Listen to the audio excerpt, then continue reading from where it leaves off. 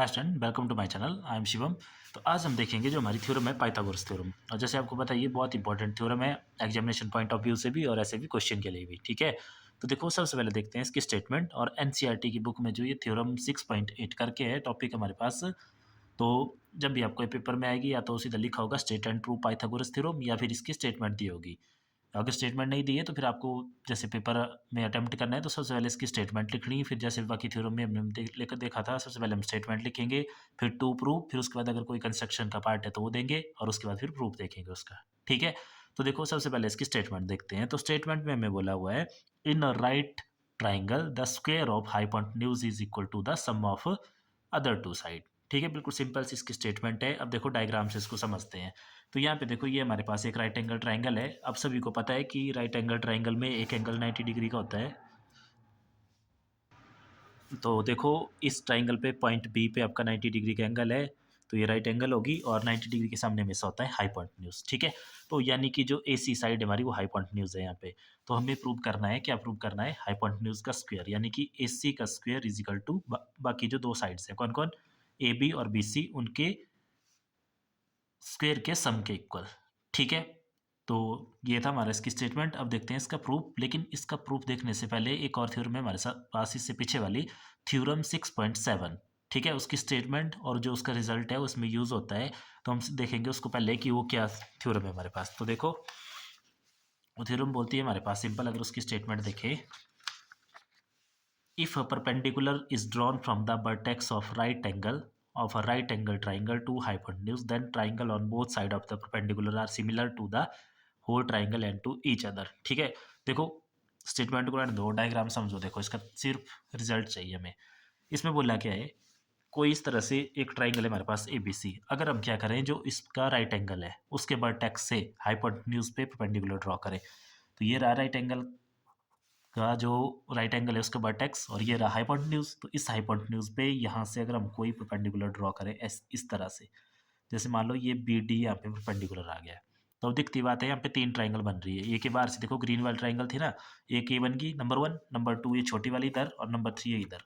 तो ये और नंबर 1 वाली थी बड़ी वाली ट्राइंगल। तो ये जो नंबर 1, नंबर 2 और नंबर 3 ट्राइंगल्स आई, ये ट्राइंगल आपस में सिमिलर होती है। मतलब ये जो दो छोटी बनी ये आपस में भी सिमिलर होगी और इस बड़ी वाली के भी सिमिलर होगी। ठीक है, मतलब बड़ी वाली के भी सिमिलर होना और इस आपस में भी सिमिलर होगी। तो इस रिजल्ट को हम जो है यूज करेंगे इस थ्योरम में। क्लियर है? सिमिलर पता है ना आपको।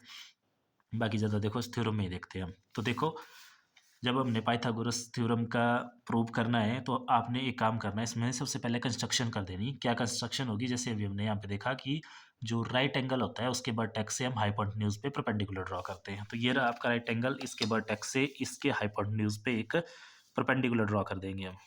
ठीक है, जैसे इसको दे दिया नाम डी यहाँ पे।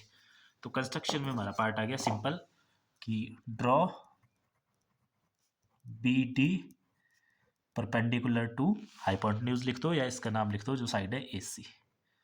बस ये इसका एक कंस्ट्रक्शन का पार्ट हुआ हमारे पास। ठीक है, अब वही सिमिलर ट्राइंगल का कंसेप्ट इसमें हम लगाएंगे।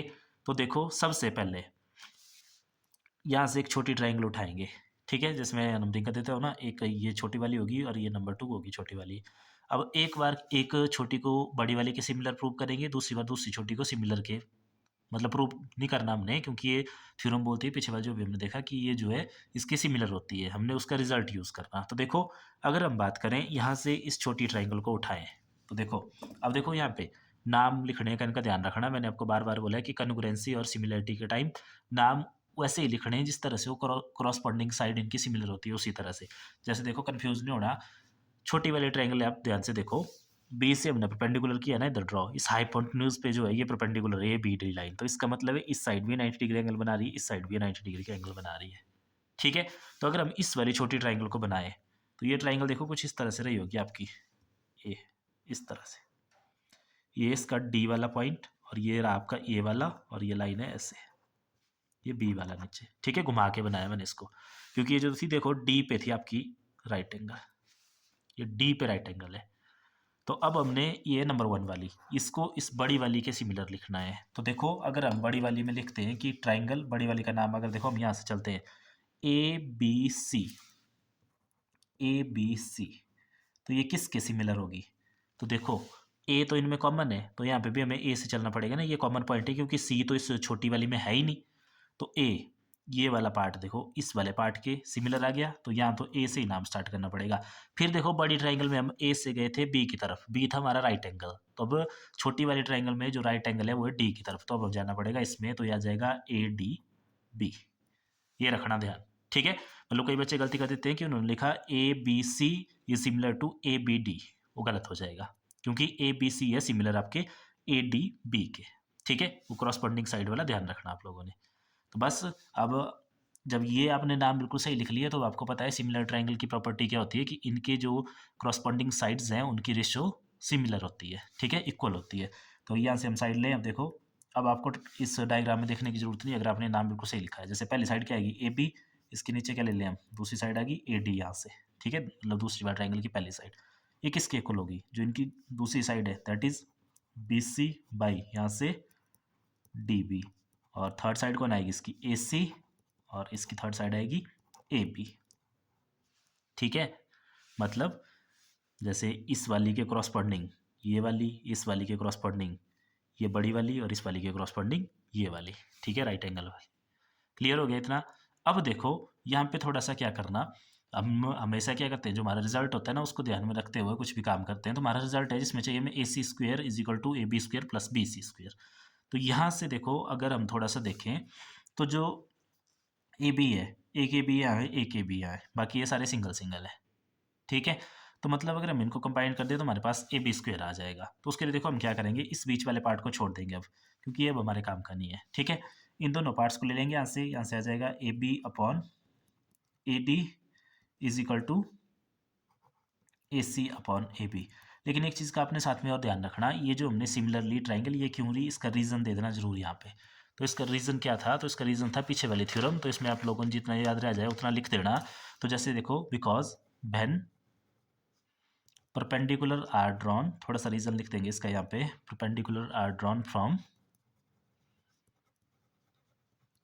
Vertex of right angle triangle to hypotenuse then all three triangle are similar, कि जो तीन ट्राइंगल बनती है वो सिमिलर होती है। क्लियर है, तो ये रीज़न दे दिया इसका। अब देखो यहाँ पे जो हमारा रिजल्ट आया था इस ए बी को इधर ले आओ तो ये आ जाएगा हमारे पास A B square is equal to A C, A D को इधर ले आओ तो ये आ गया ए डी, ठीक है। इसको दे देंगे क्वेश्चन नंबर 1। देखो इसमें हमारे पास जो हमें रिजल्ट में चाहिए ए बी स्क्वेयर वो मिल गया है।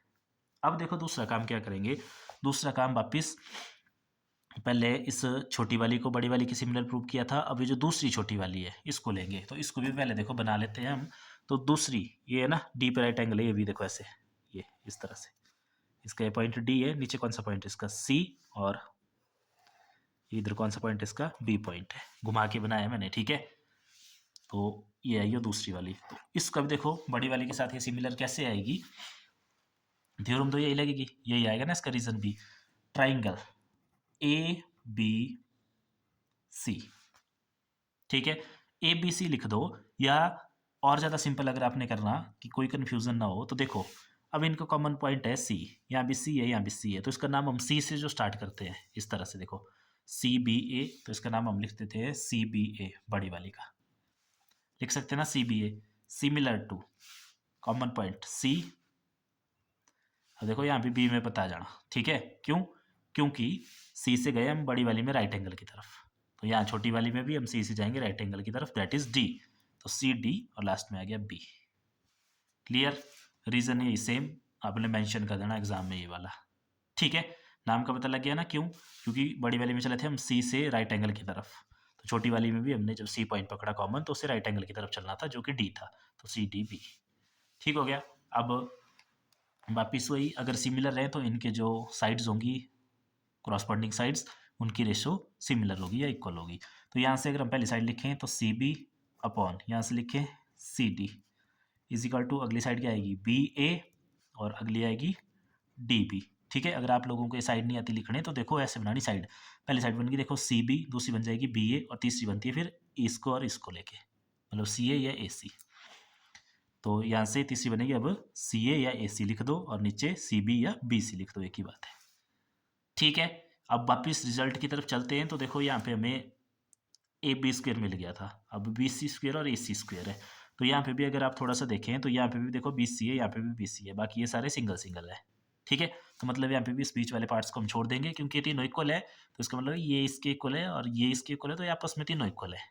ठीक है, तो क्योंकि इन दो को भी हम ले सकते हैं, तो यहाँ से भी देखो हम ले लेंगे दो part, C B upon C D is equal to A C upon B C. ठीक हो गया इतना।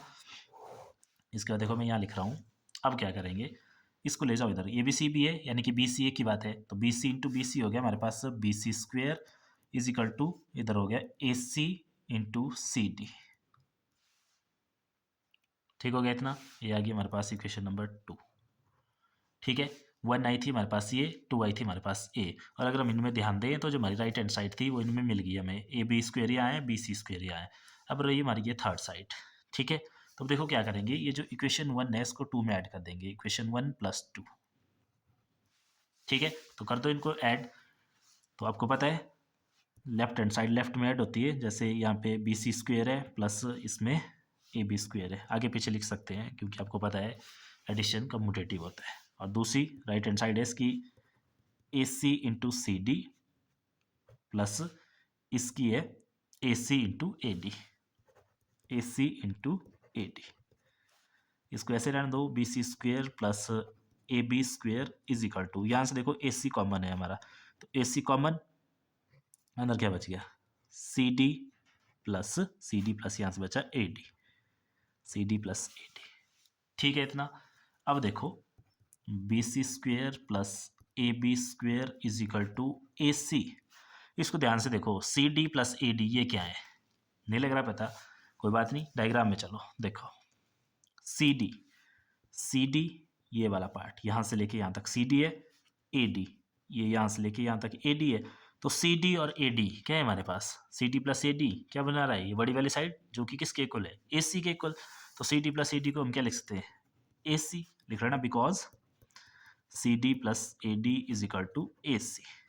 ठीक है, तो अब देखो B C square plus A B square is equal to A C into A C हो गया हमारे पास सिंपल ए सी स्क्वेयर। ये हमें प्रूव करना था कि A C square is equal to A B square plus B C square, तो hence proved, hence proved. ठीक है, यानी कि हमने प्रूव कर दिया कि जो हाइपोटेन्यूज है उसका स्क्वायर जो बाकी दो अदर साइड है उनके स्क्वायर के सम के इक्वल होगा। ठीक है, तो ये थी पाइथागोरस थ्योरम। तो इस वीडियो में इतना ही, बाकी देखेंगे हम नेक्स्ट वीडियो में। Thank you.